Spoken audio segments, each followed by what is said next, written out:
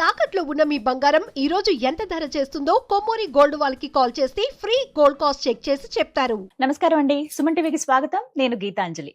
ప్రస్తుతం మనతో పాటు ఉన్నారు క్రియాయోగి. ఇంకా విశేషంగా చెప్పాలి అనంటే మహాలక్ష్మి అమ్మవారి మూల మంత్రం ఏదైతే ఉందో ఆ మంత్రాన్ని 1,000,000 సార్లు పారాయణ చేసినటువంటి దీక్షాపరులు పూర్ణాహుతి కూడా పూర్తి చేశారండి.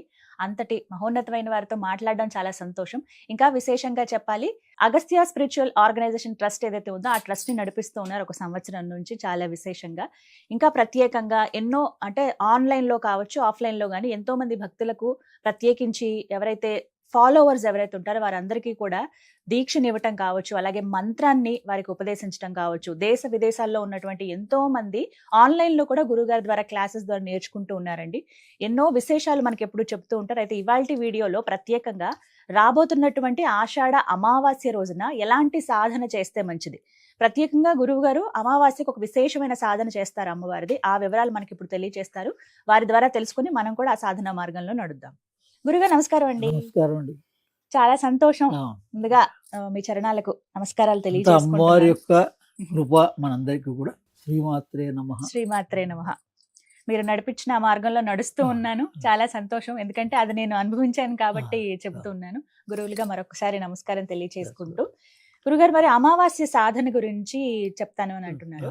అది ఎలా అండి, ఎలా చేయాలి? ఓం శ్రీ గురుభ్యో నమః. గురుర్ బ్రహ్మ గురుర్ విష్ణు గురుర్దేవో మహేశ్వర గురు సాక్షాత్ పరబ్రహ్మ తస్మై శ్రీ గురవే నమః. మహాలక్ష్మి సాధన అనేటువంటిది విద్యారణ్య స్వామి దగ్గర నుంచి మనకి ప్రామాణికంగా పీఠాల ద్వారా మొట్టమొదట్లో పీఠాల్లో వాళ్ళు ఆచరించేవాళ్ళు. ఆ తర్వాత జనబాహుళ్యానికి కూడా అది అందింది. వాళ్ళు సంపుటీకరణంగా చేస్తారు ఈ మహాలక్ష్మి మంత్రాన్ని. సంపుటీకరణతో అండి. ఇది మారెళ్ళ రామకృష్ణ గారి ద్వారా లోకానికి చాలా కాలం నుంచి పరిచయం. ఇందులో ఏంటంటే దుర్గా సప్తశతిలోని కొన్ని శ్లోకాలను తీసుకుంటారు. మన కష్టాలన్నీ తొలగించాలని, అంటే అమ్మవారి శక్తి కూడా ఇందులో ఉంటుంది. మహాలక్ష్మి శక్తి కాకుండా మహాకాళి, మహాలక్ష్మి, మహాసరస్వతి శక్తి, ఆ ముగ్గురు యొక్క శక్తి ఉంటే మనకి ఇంకా సమస్య లేదు. మనకు కావాల్సినవన్నీ సమకూరుతాయి. అందుకని ఇది సంపుటీకరణ 1 నుంచి 19 శ్లోకాలు ఉంటాయి. అంటే అది శ్రీ సూక్తంతో కలిపిందనమాట. అంటే ప్రధానమైనటువంటి మంత్రం మూల మంత్రం అందరూ చేసుకోవచ్చు. అమ్మవారి మూల మంత్రం యజ్ఞపూర్వకంగా మనం పూర్ణాహుతిలో చేసేటప్పుడు మాత్రం శ్రీ సూక్త సంపుటీకరణంతో చేస్తారు. శ్రీ సూక్తంలో ఉన్న 15 హిరణ్యవర్ణాం హరిణీం సువర్ణ సదాం అనేటువంటి శ్లోకంతో 15 శ్లోకాలని కూడా ఈ 15 శ్లోకాల్లో 15 మంత్రాలని సంపుటీకరణ చేస్తారు. అంటే ఇందులో ఒక్కొక్క దాంట్లో ఏమేముంటుంది? దుర్గా సప్తశతి ఉంటుంది, ఈ మూలమంత్రం ఉంటుంది, మహాలక్ష్మి మూలమంత్రం ఉంటుంది, దాని తర్వాత ఈ శ్రీ సూక్తంలోని మంత్రం ఉంటుంది. దాన్ని సంపుటీకరణ అంటారు. అంటే అది అందరూ మొదటే చేయక్కర్లేదు. ఎవరైతే 1,00,000 జపం చేసినటువంటి వాళ్ళు పూర్ణాహుతి చేసుకునేటప్పుడు చేసుకోవచ్చు. దాన్ని ఇప్పుడు విశేషంగా ఈ రాబోయే 12వ తారీఖున కేసరి హనుమాన్ జియాగూడ గోశాల, అంటే ఇది గత 11 నెలల నుంచి మేము గోశాలలో నిర్వహిస్తున్నాం. గోశాలలో మహాలక్ష్మి సాధన చేస్తే ఈ మంత్రం చేసిన వాళ్ళు అక్కడ కూర్చొని జపం చేసుకోవచ్చు. దానివల్ల ఏంటండి ప్రయోజనం అంటే ఈ నవగ్రహ దోషాలన్నీ పోతాయి. గోశాలలో మనం అమావాస్య రోజున పార్టిసిపేట్ చేస్తే మనస్ఫూర్తిగా ఆ గోవులకు ఏం గ్రాసం ఇచ్చినా ఏమి ఇచ్చినా కూడా మన పితృదేవతల యొక్క ఆశీర్వాదం కలుగుతుంది. అమావాస్య రోజున మన సమస్యలన్నీ అసలు దేవతలు ఎప్పుడు కూడా అనుగ్రహించడమే కానీ ఆటంకాలు సృష్టించరు ఏ దేవత కూడా. మరి మన ఆటంకాలు ఎలా వస్తున్నాయి అందరికీ? ఎందుకు వస్తాయి అంటే మనం ఎప్పుడు కూడా ఉన్నతిని ఆశిస్తూ ఉంటాడు మానవుడు. మన పూర్వీకులంతా కూడా కోటీశ్వరులే, అగ్రహారాలు ఉన్నటువంటి వాళ్ళే. కానీ వాళ్ళని సంస్కారాలు సక్రమంగా ఒక జనరేషన్ మొత్తం కూడా ఆచరించని కారణంగా వాళ్ళు దాహంతో ప్రతి అమావాస్యకి మన గడప దగ్గర సూక్ష్మ శరీరంతో ఉంటారు. ఆహా. వాళ్ళక్కడ పైలోకంలో దాహం తీర్చాలంతే. నారాయణ, నార అంటే జలము, వాళ్ళని జలంతో తృప్తిపరచచ్చు. అందుకని మనం గంగా నది దగ్గర నుంచి గయా దగ్గర నుంచి అన్ని చోట్ల పితృదేవతల కోసం తర్పణాలు ఇవ్వడం అనేటువంటిది వాళ్ళకి కావాల్సిన, వాళ్ళకి చెందేది తర్పణ ఒకటేనండి. మిగిలిన పదార్థం అంతా కూడా మన స్మృతి కోసం, వాళ్ళ కోసం అని ఇవ్వడం తప్ప వాళ్ళకి చెందేది ఏది. 3 సార్లు ఇలా తర్పయామి తర్పయామి తర్పయామి అని బొటన వేలుతో తర్పణం ఇస్తే ఒక గ్లాసు జలంతో వాళ్ళు తృప్తి చెందుతారు. అందుకని అది ఇవ్వలేనటువంటి వాళ్ళు ఇలా గోశాలకు వెళ్ళి గోగ్రాసం ఇచ్చి వాళ్ళ పేర్లు స్మరిస్తున్న, కొంచెంసేపు ధ్యానం చేసిన, ఆ ప్రాంగణంలో ప్రాణాయామం చేసిన. ఎందుకంటే గోవు యొక్క శ్వాస మన లోపల ఉన్నటువంటి కలుషితాలన్నింటినీ శుద్ధి చేస్తుంది. సూర్యుని యొక్క కిరణాన్ని సపరేట్గా ఒక కిరణాన్ని, అమృత కిరణాన్ని అది స్వీకరిస్తుంది. మనం స్వీకరించలేము. చెట్లు మనకన్నా మూడు రకాల కిరణాలని స్వీకరిస్తాయి. అందుకనే వాటిని మనం కల్పవృక్షము, కామధేనువు, చింతామణి అని ఎందుకు పిలుస్తున్నాం? ప్రతిదానికి ఒక్కొక్క విశేషం ఉంది. అంటే ఆ వృక్షాలు మామూలుగానే సూర్యకిరణాలని స్వీకరిస్తున్నాయి, అందరికీ తెలుసు. ఆ వృక్షాల ద్వారా ఆక్సిజన్ మనం స్వీకరిస్తున్నాం. ఈ గోవుకు మాత్రం అమృత కిరణం అని సూర్యుని ద్వారా అందుతుంది. అందుకని ఆ గోశాలలో మన దేశవాళీ గోశాలలు మంచివి. గోశాల అంటే మళ్ళీ ఏది పడితే దాంట్లో కాకుండా, అందుకని అందరికీ సుమన్ టీవీ ద్వారా ఆహ్వానం. ఎవరైనా రావచ్చు. ఈ కేసరి హనుమాన్ గోశాలలో జియాగూడలో ఉదయం 9 గంటల నుంచి 12 గంటల వరకు జరుగుతోంది విశేషంగా. అది కూడా ఆ రోజు ఒక్కరోజు మీరు వస్తే సంవత్సర కాలం వచ్చిన ఫలితం వస్తుంది. ఎలా అంటే మేము 11 నెలలు చేశాం, ఇది 12వ నెల, మాకు పూర్ణాహుతి.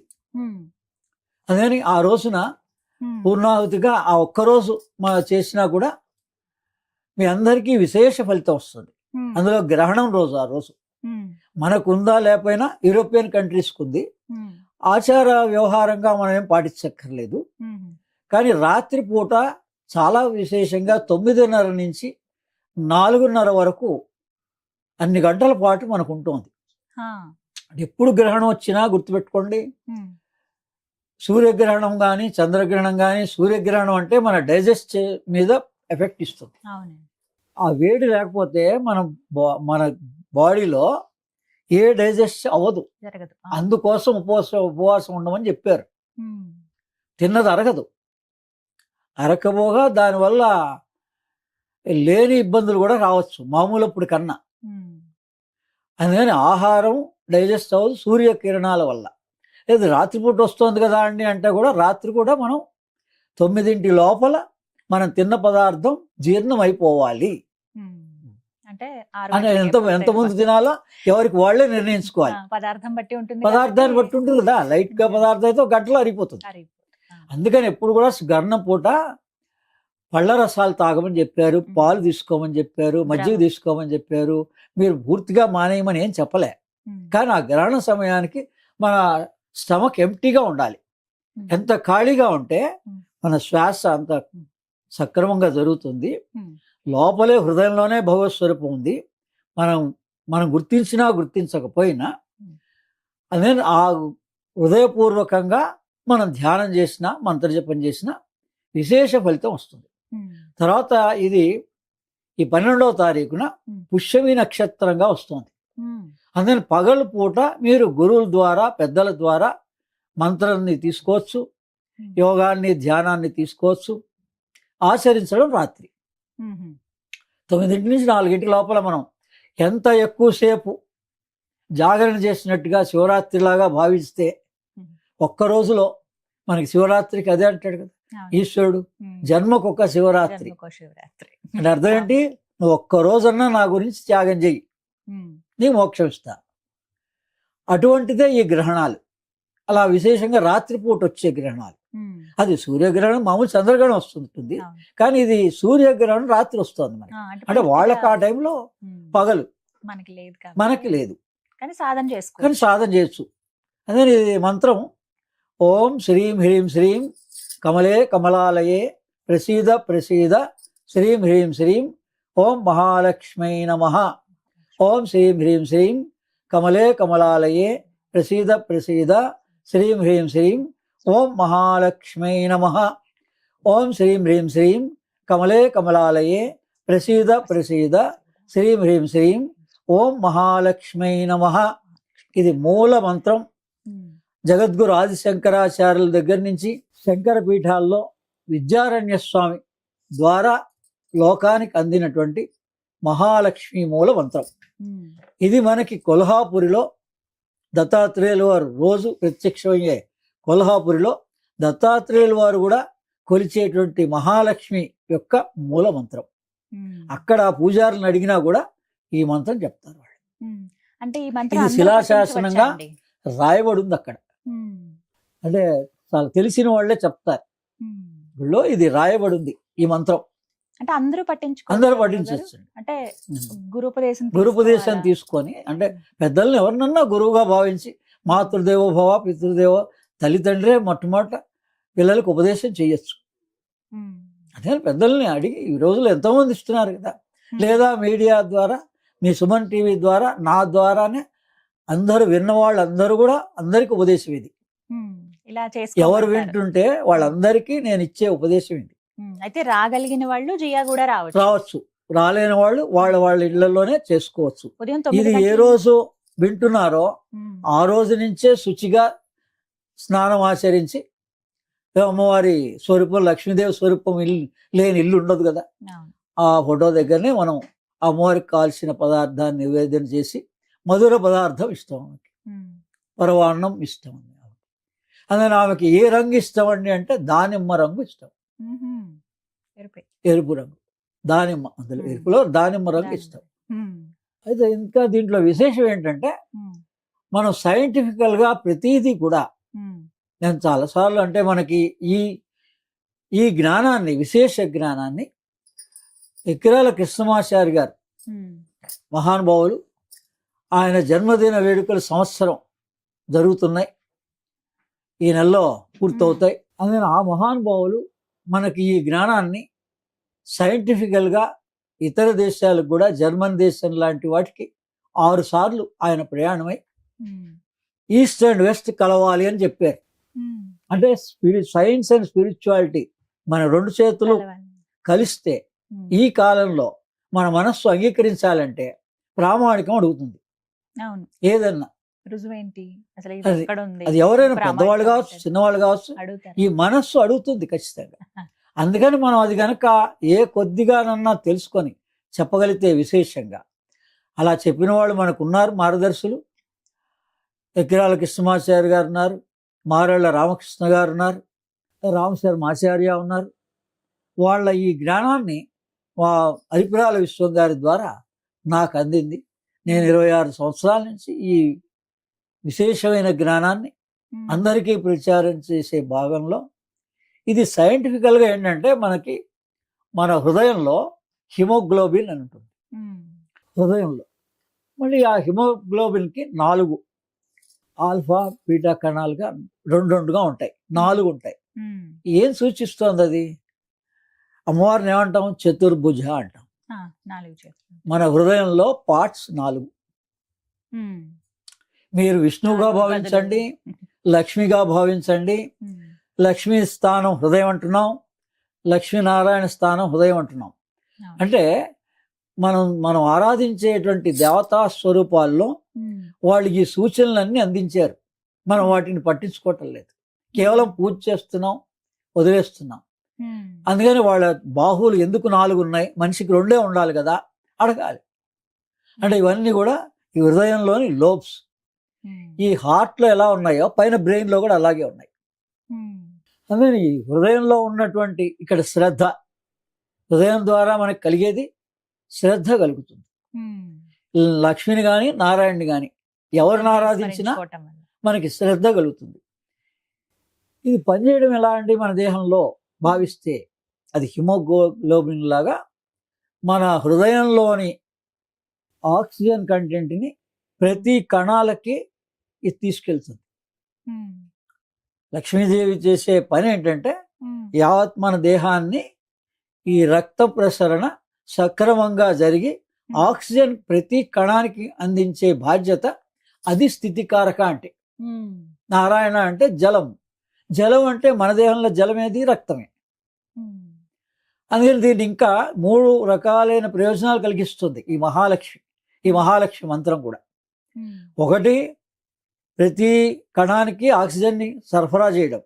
తర్వాత అక్కడున్న మాలిన్యాన్ని, కార్బన్ డైఆక్సైడ్ని ప్రతి కణం నుంచి తిరిగి తీసుకొచ్చి హృదయానికి సప్లై చేసేది కూడా హిమోగ్లోబినే. ఆ హిమోగ్లోబినే మహాలక్ష్మి.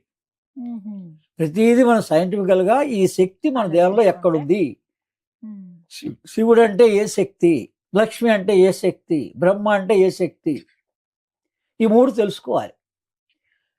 మనకి ఆలోచనలు, బుద్ధి, ఆలోచన విధానాన్ని, ఈశ్వరుడు అంటే మంగళకారకుడు. మంగళకారకుడు అంటే మన ఏం చూపిస్తారు, దానికి పుర్రె చూపిస్తారు, ఎముకలు చూపిస్తారు, కపాలం చూపిస్తారు శివుడి చేతిలో. మహాకాళేశ్వరుడు అంటారు. ఈ సూచనల్ని గమనించాలి మనం. అంటే శిరోభాగానికి చెందినటువంటిది ఈశ్వర తత్వము, హృదయ భాగానికి చెందింది నారాయణ తత్వము. దేహం అంతటికీ కేంద్ర స్థానం నాభి. మీకేం జరగాలన్నా నాభి ద్వారానే జరుగుతుంది. ఈ నాభిని బ్రహ్మగా చూపించారు. బ్రహ్మ ఎక్కడ నిలనం అంటే కమలం నుంచి, కమలం యొక్క నాడి నుంచి, నారాయణుడి యొక్క నాభి నుంచి ఒక కమలం ఉద్భవించే కమలంలో బ్రహ్మ ఉద్భవించాడని అంత స్పష్టంగా చూపించారు మనకి. ఇవేమి వీటి సూచనల్ని మనం అందుకోవటం లేదు. అందుకని మన ఈ కింది భాగాన్ని, ఈ దేహం యొక్క కేంద్ర భాగాన్ని, డైజెస్టివ్ పార్ట్ని సక్రమంగా నడిపించగలిగే శక్తి బ్రహ్మది. మన హార్ట్ కానీ, హార్ట్ ఫంక్షనింగ్ కానీ, బ్లడ్ సర్క్యులేషన్ కానీ, నర్వస్ సిస్టమ్ కానీ, ఈ బాధ్యత విష్ణువుది. ఆ తర్వాత శిరోభాగం లయకారకుడు. మనం రాత్రి హాయిగా నిద్రపోవాలంటే, ఏ తలనొప్పి లేకుండా నిద్రపోవాలంటే దాన్ని లయం అంటారు, పడుకోవడం. మనం ఏమనుకుంటున్నాం, చివరిలో జననం మరణం లయకారకుడు అనుకుంటున్నాం. ప్రతిరోజు జననం మరణమే సైంటిఫికల్గా మనం తెలుసుకుంటే. ఈ జ్ఞానం తెలిస్తే మనకు మరణ భయం ఉండదు. అందుకని పేరు ఎవరితోనన్నా ఆరంభం చేయండి. మీకు ఏ దేవత ఇష్టమైనా మంచిదే. అందుకని అది ఏంటి, ఏ శ్రావణ మాసమా లేకపోతే ఈ దేవత ఆ దేవత కాదు, ఇష్ట దేవత అన్నారు. ఎక్కడో అక్కడ ఆరంభం చేయండి, దాని సైన్స్ తెలుసుకోండి. మీకు దేహంలో మిగిలినవన్నీ ఈ సమన్వయం కావాలి. అందుకని మనకు వాళ్ళు నేర్పింది ఏంటంటే గురుర్ బ్రహ్మ, గురుర్ విష్ణు, గురుదేవో మహేశ్వర అంటే ఈ 3 సమన్వయంతో ఉండాలి. బ్రహ్మ, విష్ణు, మహేశ్వర సమన్వయాన్ని మనం చూసుకోవాలి. అలాగే ఆ వాళ్ళకి కలిగిన శక్తి ఎవరు? మన మహాలక్ష్మి, మహాకాళి, సరస్వతి. అందుకని ఈ పేర్లలో ఉన్న దేవతకి శక్తి. అంటే ఇవి నామరూపం దగ్గర ఆగిపోతున్నాం మనం. ఈ అన్ని నామరూపాలకి భగవంతుడి కన్నా ఎవరు గొప్ప అని అడిగారు. మరి భగవద్గీతలో కూడా ఉంది సమాధానం. భగవంతుడు గొప్పనా, భగవత్ తత్వం గొప్పదా? మనం తత్వం దాకా వెళ్ళాలి. అంటే లక్ష్మి యొక్క వివరమే తత్వం. సైంటిఫికల్ నాలెడ్జ్ దాకా వెళ్ళటం లేదు. మనం రిచువలిస్టిక్ దగ్గరనే ఆగిపోతున్నాము. ఇది అడగాలి, తెలుసుకోవాలి. అనుభవజ్ఞులు ఉన్నారు. లేకపోతే అందరికీ భగవంతుడు నెట్ ఏర్పాటు చేశాడు, ఇంటర్నెట్ ఏర్పాటు చేశాడు. మీరు పేరు సెలెక్ట్ చేసుకోండి, దానికి కావాల్సిన ఇన్ఫర్మేషన్ అంతా అడగండి. ఎంతో మంది సైంటిస్టులు మన ఈ దేవతల గురించి, అందరి దేవతల గురించి కూడా పరిశోధన చేశారు. మనకు కావాల్సినంత ఇన్ఫర్మేషన్ నెట్లో ఉంది. అందుకని ఈ సందర్భంగా, మన మహాలక్ష్మి సందర్భంగా ఈ లక్ష్మీ దేవత మనలో ఎలా ఉంది, ఈ రక్తాన్ని ఎరుపుగా మార్చగలిగే శక్తి కూడా లక్ష్మీదేవిది.